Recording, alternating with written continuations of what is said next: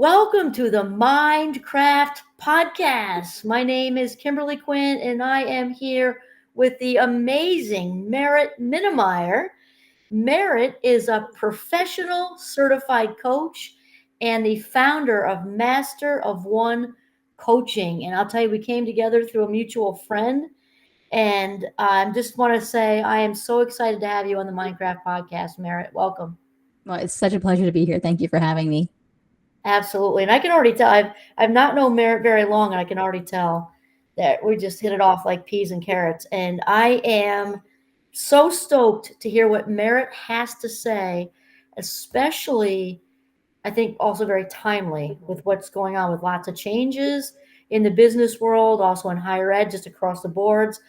I would love to hear what Merritt has to say about compassionate leadership.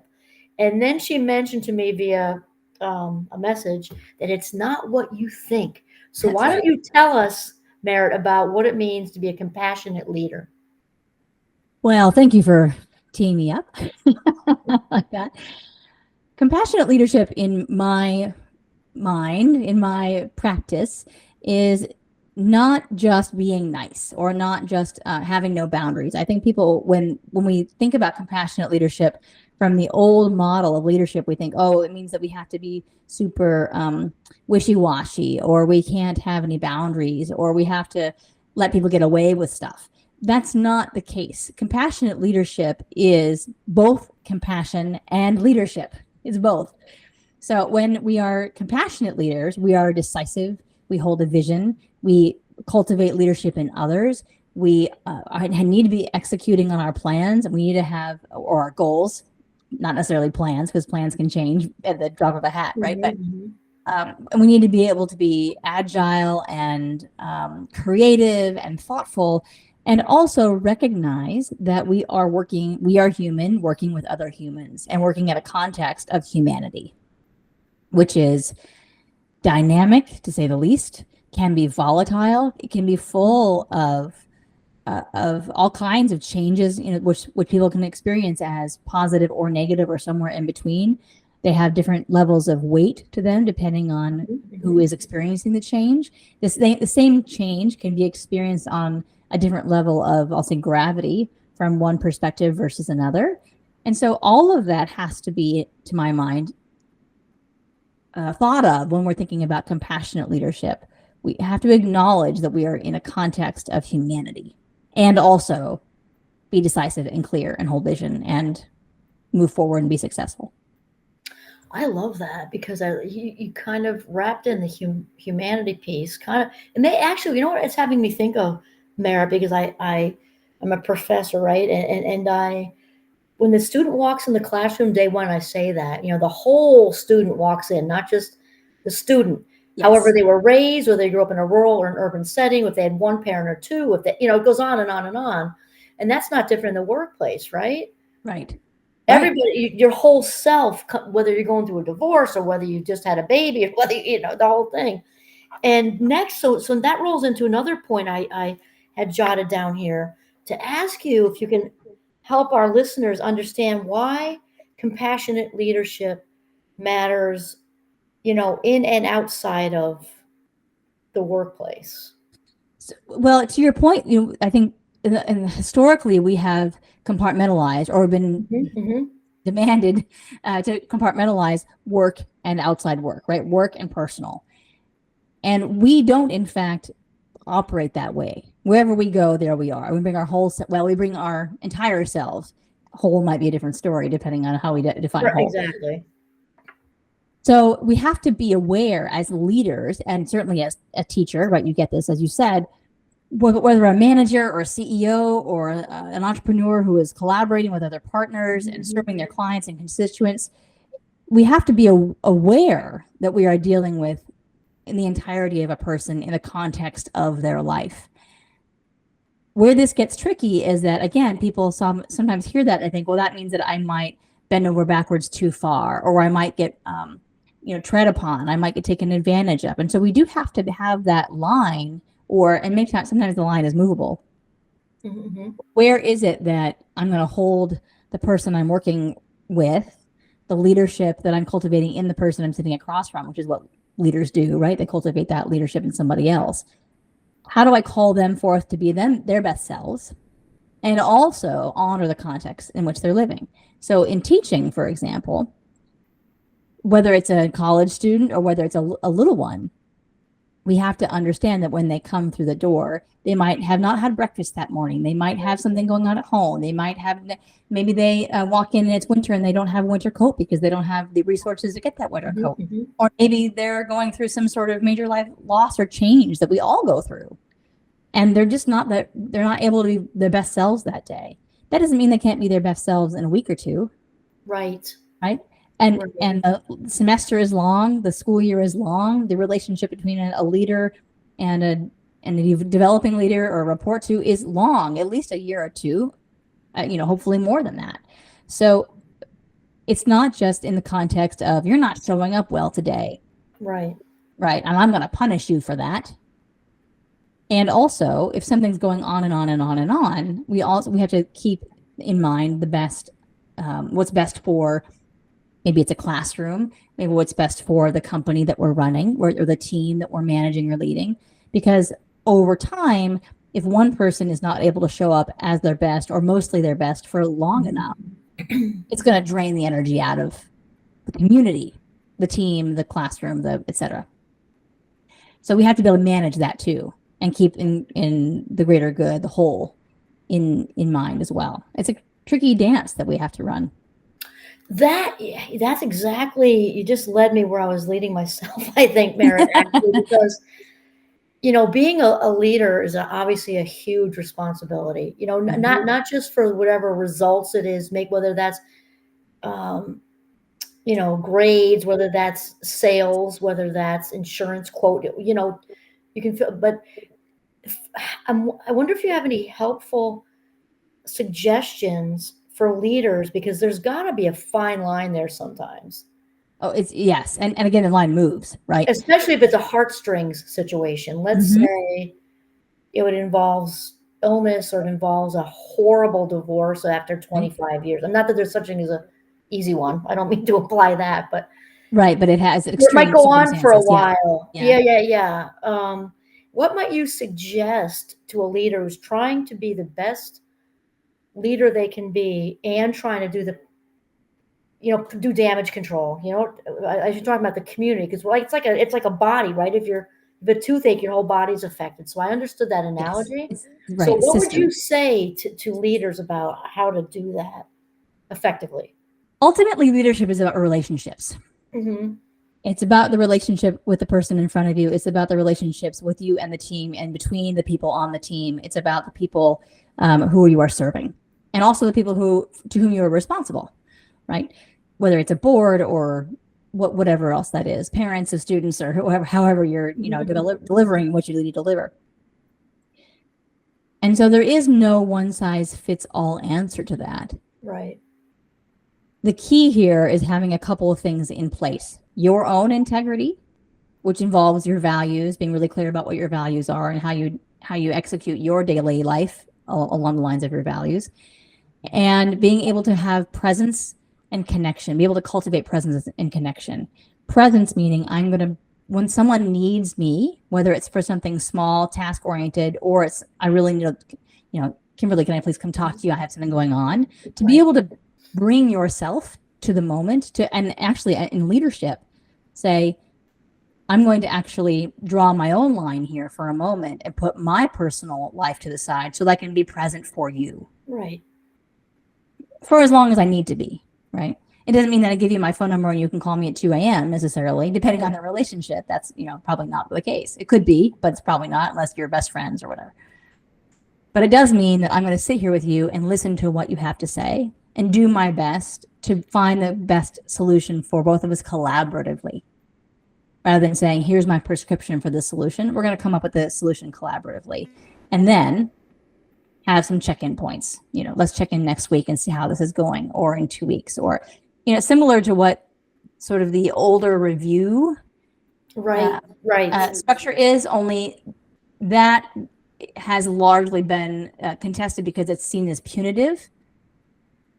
if we can actually take what's good about that process, which is a conversation about what's working and what's not, how can we improve, right? With the intention of how can we do our best together. It's all just about communication, real communication, really listening, really, right, authentic communication, really listening to who's in front of us. That sounds simple, is not. Cultivating the skill of presence is very, very tricky, and it's a sophisticated skill set to develop, especially now when we are fraught with distractions everywhere. Oh, yes.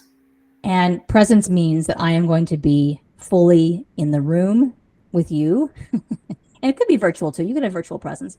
But it means that even if there are distractions, that I'm going to prioritize you across this, who's sitting across from me, whether it's you singular or you plural.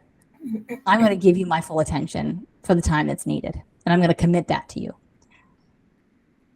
Now, how do you do that if you're leading thousands of people or leading 30 people in a room? And the answer is a little bit at a time. You do it a little bit at a time. I love this. I have to tell you, the universe, because I interview people in waves, Merritt, and then I kind of do the editing. That's just how I do it. And the universe puts you right after a gentleman I had last week who was talking about mindful innovation. Maybe it's 2 weeks ago. And there's some similarities here. His wasn't the exact same shtick, but I heard you say mindful, being present, bringing yourself to the actual moment, forgetting about what you're going to say or fix, just sitting with that person who's in some kind of pain, right? Some kind of maybe transition.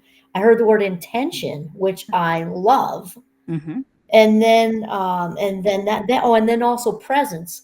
So you had 4 really good words there that lead, no pun intended with the leadership, that lead to helping that person who's in that place that's out of alignment, probably for whatever reason, right? Yeah.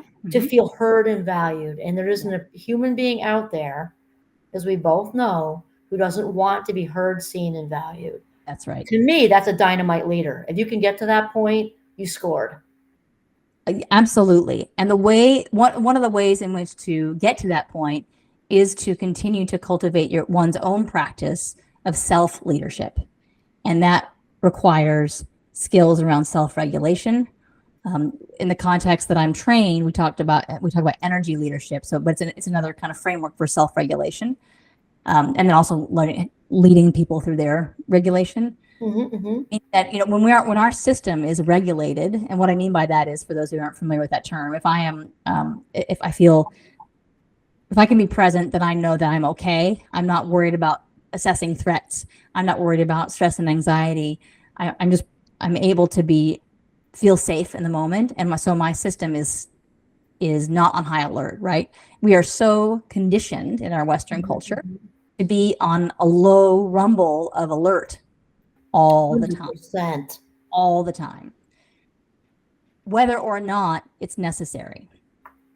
And that has, in large part, to do. I mean, this is an evolutionary necessity that we have been programmed over millennia to be able to assess threat. That's a survival drive. And yet, because we are so connected now with everybody all the time, it's a lot. When I hear about the earthquake in Taiwan, my body goes, earthquake, and it's not even conscious. But I see the images of a guy in a pool in Taiwan where there's an earthquake happening, and my system goes, threat. Right. And I'm not even aware of it. Right. Yeah. So I'm not regulated in that moment, even though I'm not in the earthquake, and it probably happened 3 weeks ago. Right. Right. But to my system, it's happening now on some level. So as I'm leading other people, I need to be present in the moment so that I can be present with you. I really like that, because when we're in limbic system mode, right, and the amygdala is all whacked out because of, it just read about the earthquake, like you said, or the dogs barking, and right, whatever kids it is, forgot their lunch, and the brain doesn't know the difference between, I wasn't invited to the thing, and right? Because I wasn't invited to the thing means that I might be ostracized, and foundationally, if we can't survive if we've been cast out of a group. right? We Totally. have to have social connection. So I wasn't invited to the party up here means, oh, I'm sad I didn't get to go to the party. Somewhere in the amygdala goes, oh, so cool. Yeah, or I'm just defective. I'm damaged goods. There's something Right. wrong with me, right? It's Yeah. just a Yeah. holiday party, or it's a whatever. Yeah. Yeah. But yeah, and the brain, you can, yeah, I say this to students a lot. You can be sitting on the couch in your dorm with no threats at all, but you start bringing that in, and the brain's on high alert again. So I like what you're saying about that awareness, Merit, of as a leader, well, relationships in general, right? But as a Mm-hmm. leader, you've got that extra responsibility Yes. to do your best, let's say, to It's have, practice. It's a practice. But yeah, it's a skill set, right? To be as clear and present moment oriented as you can. I think I'm thinking of a catcher's mitt right now, so yeah. that you can catch, effectively what the employee or colleague or whomever is saying. Right. And also, so here's where it gets really nuanced and complex with leadership. One has to have that skill set well in hand and be willing to practice and fine tune it all the time because relationships are dynamic, and switch it into a long term, big picture vision and also be able to motivate people towards that. But when people trust you, they're more likely to listen to your big picture because it's going to feel safer to follow you there, or going Oh, to be safer definitely. to be safer to collaborate with you to get there. But if they hear a big picture vision and they don't trust you, that indicates change, and change is scary for people. It feels uncertain, it feels unsafe. They're less likely to want to execute on that vision with you because they don't trust you. So it's this delicate matrix of skill sets that need to be complementary and constantly, okay, I'm doing this with my hands, constantly sort of attended to, carefully attended to. Totally, because of course the opposite of trust is fear, right? So I mean, Right. with people, and sadly, Merritt, we both know there are leaders who motivate that way, and Mm-hmm. versus respect, because if you've ever had a really good leader, I know I have, and people would be willing to do anything for Yep. her, because, Yep. and she did have the boundaries in place and all, hence the respect. And she Mm-hmm. would also listen and be fully present. And I would go miles and miles and miles for her, but you get Mm-hmm. somebody who's a drop the hammer fear person, that'll motivate for a while because you need the paycheck, but not for long, and not Right. well. And it'll burn you out too. Yes, it'll It'll burn burn you out. everybody out. It'll burn everybody out. Mm-hmm. Yeah, because it's toxic, totally. So that's a good lead right into, for the leaders who are listening. I'm going to think our conversation here is going to relate to so many people, because whether you're a leader or you've been led or would like to be a leader, or you've got a really great leader or you've got a not so great leader, Mm-hmm. it all fits. So tell us maybe how can we develop our own leadership style and stick with it. Yeah. So this goes back to that, what I mentioned before about values. Hmm. My background leads me to assert that everyone has the potential to be everyone is in fact a leader. Hmm. It doesn't mean that you have the gold plated, name tag. It doesn't mean you have Right. the office. It doesn't mean you have the big salary necessarily. Yes, those people are in leadership positions. It doesn't mean they're great leaders. It just means they get paid a lot for their fancy title. And maybe they've developed enough skill sets along a certain, trajectory that lands them there. It could also be another reason entirely. We all have the ability, well, we all have influence in our life, whether we're aware of it or not.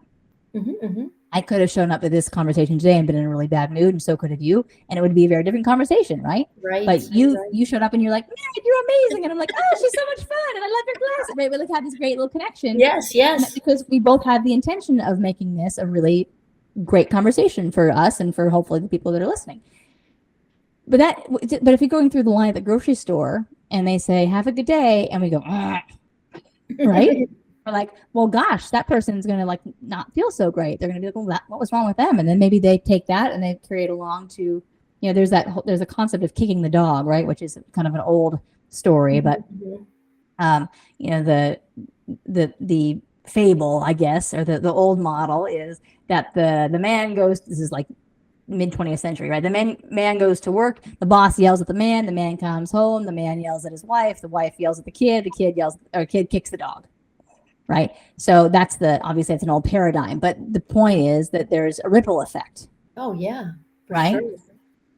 At any point in that chain, someone could have decided to shift. Right. The little Turn it little kid around. the little kid didn't have to kick the dog, right? What'd the dog do? The dog's just an awesome dog, right? Right. But um, and I'm not putting the blame on the kid. My point is that we have at any moment the opportunity to shift how we be. Break the chain, right? Yeah. And so exactly. So and that's leadership, is influence. I can't remember where I was going with this. No, I followed you beautifully.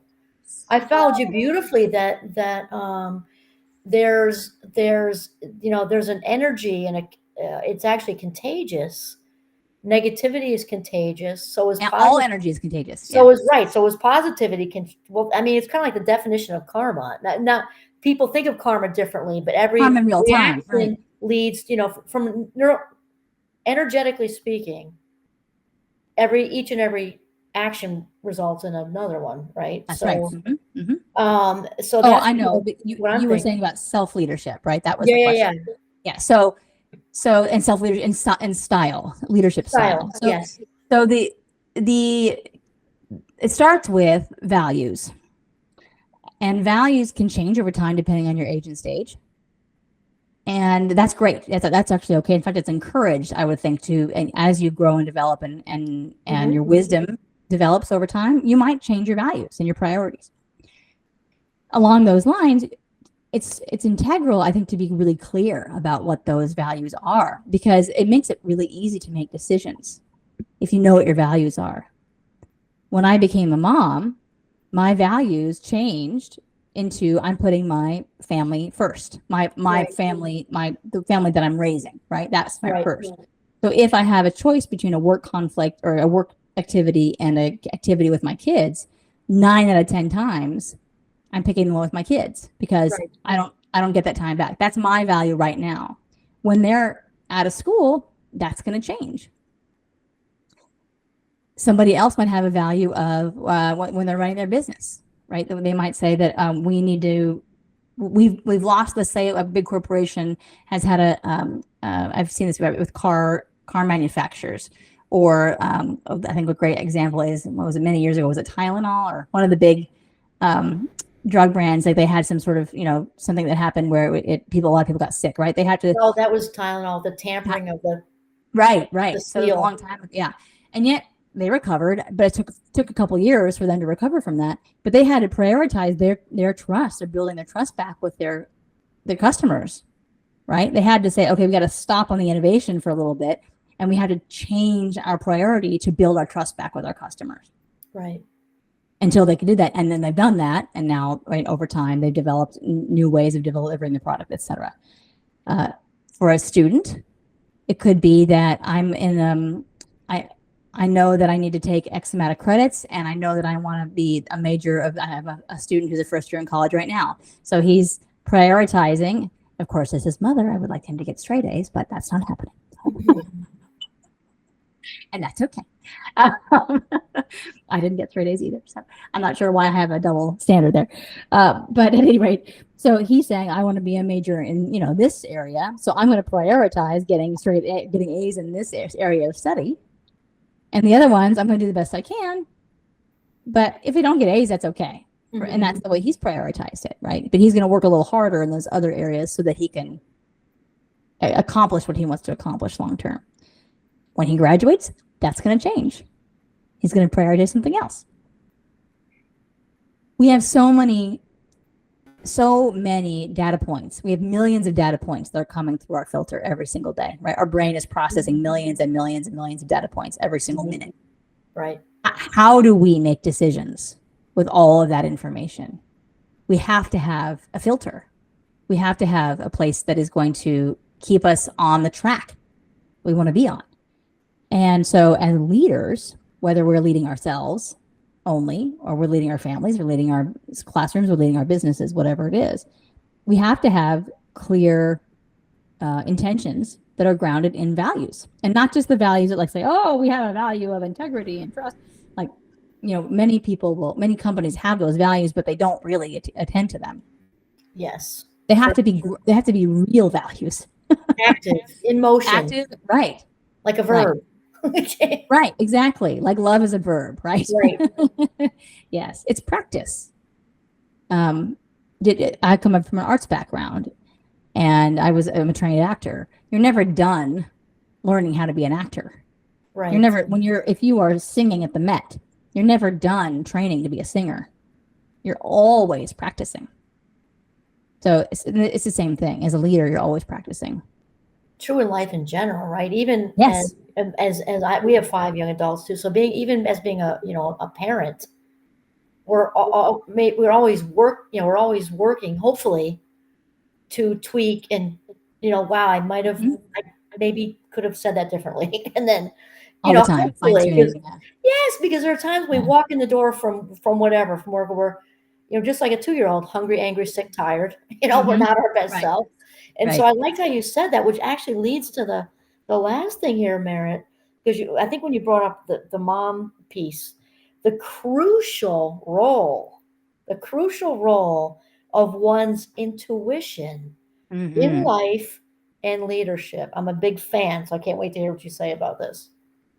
Oh, this is my favorite topic. So intuition is such an interesting area of study. There's so many components to it, in that we know now, we don't know to the extent of it necessarily, but we know now that there's a physiological component, Hmm. there is an intellectual component, there is a learned component, there is also a spiritual component, if that's something you want to practice, right? And bring in the help, and you can contextualize that in all kinds of ways. We can. Some people say go with your gut. They call that intuition. Some people talk about being led by spirit, or being led by God, or going with your heart, right? There's all these different pieces of language that we have around intuition. And the answer is it's a little bit of all of that. I think in the last, I don't know, I'm not even sure when it started, but there has been a disconnect for a long time around trusting one's instincts. And I don't mean your like base instincts. I mean, if I've lived this long, what feels like the right thing to do? Right. Not necessarily the most comfortable thing to do, but the thing that is going to lead me to my destination, which is defined by my values and my priorities. And oftentimes we can get in our head about that and flip and flip and flip and flip and perseverate for, ad nauseum Mhm. about what that might be. So I am a big proponent of getting into your body and getting your mind out of the way. So that could be through contemplative practice, meditation. It can be through taking a run or a walk, going out and what the Japanese refer to as forest bathing, Oh, love it. right? Um, Whatever it is to get your head out of the way for a little bit, making kind of cleansing your palate and letting for other information to come in. The information is stored in our body. It is also stored around us. Hmm. We get too um, focused into what we think all the time, what we're thinking and thinking, then we can't hear the other information or see it or feel it. Right, right, right, right. Yeah, and it's also about presence to an extent, right? I mean, one can, generally speaking, if your presence, if you're in yourself, in your body, in your presence with somebody else, and they're across from you and they're really in pain, if we're really present, we can feel that Oh, and we totally. can acknowledge it. um, Generally speaking, right? But if we are only half present with that person and we're thinking about 30 other things, we might be missing out on the component of what they're trying to tell us without words. That is probably what might be the critical component of the conversation. So intuition is many, many things. And I think that that again is a practice. I also I've dug pretty deep into the intuitive practice, and so I can talk for a long time about this. But but ultimately, that's the way I think about it. We can call it your gut, we can call it your heart, we can call it prayer, we can call it meditation. We can call all kinds of, we can call creativity, being in flow also can open up our intuitive channel. But ultimately it's the getting the perseverating mind out of the way and allowing for some other input, clearing the path for some other input that might give us some insight that we would otherwise be deaf to or blind to. Yeah. Oh, I absolutely love this. And I think it's also a really good way to wind up with our listeners because you brought up nature. Again, I heard a mindful synonym there somewhere, an intention, but really, I think it comes down to Merritt when we are fully present as a partner, as a parent, as a leader, right? As an employee, as Mm-hmm. a best friend, it's got nowhere to go but great, Right. because on the receiving end, I'm sure you have, and I know I have as well. When you're on the other side of that, and you actually were able to say whatever you had to say, that person jumped into your rib cage with you without judgment, actually hearing and feeling and all these things. It's so not just validating but healing. We Mm-hmm. don't feel alone, and I don't know what role we could be in life that wouldn't be good. Yeah. It's just It's not hard in the sense that once we have the skills developed and we practice it, we know how to do it. It doesn't take a very long time. right, When we are so distracted and involved in our own stuff, it can seem like a chasm between me and somebody else, right? right, Between us, it can seem like the distance is too great. So to develop those skills it takes a lot of I'm going to go back to practice. It takes a lot of intentional practice. And once you get those skills developed, it doesn't take much time at all. You can actually flip in and out of presence pretty easily, but only if you know that you're doing it right. right, If you're just trying to like put the brake, trying to pull the emergency cord on the train and stop everything, how much force it takes to right, stop that in your brain right, right, right, without knowing how to do it, right? I like to think of it like rather than pulling the emergency cord on a train and like the force it takes to stop, when we're on a train and the train needs to change direction a little bit and they have the switches that just changes the tracks. But you don't change the force behind the train. It just a little lever and then just right, it goes this direction. And I like to think of it that way. Like, okay, I was going over here. Oh, this person needs my attention. Great. I'm all on this way for a little bit. And then I'll get back and I'll switch onto this track again.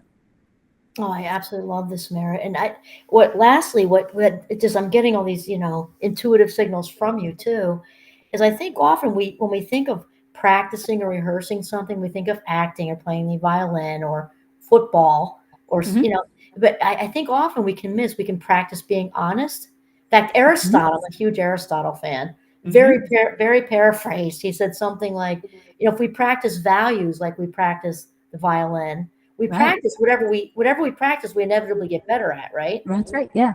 Practice listening to the inner voice and intuition, practice being mindful, practice being present, practice practice hearing the intuition, and being fully engaged, regulating in the conversation. It just goes all kinds of good directions. And so I Yes. hope leaders out there, leaders and maybe aspiring leaders, and maybe anyone who's, in any type of business who's sort of had some awareness about your leaders, hopefully you really gain some wisdom from the amazing Merritt Minnemeyer, who is a professional certified coach and founder of Master of One Coaching. And Merritt, it is correct that your information will be underneath Yes. if they want to contact you and arrange, any kind of, Absolutely. further follow up. Okay, excellent. So I'd like to give you just send out some huge gratitude for choosing to spend your life minutes with us. So thank you for being here. It's such a pleasure. Thank you so much for the invitation. It was really my privilege to be here with you. Excellent.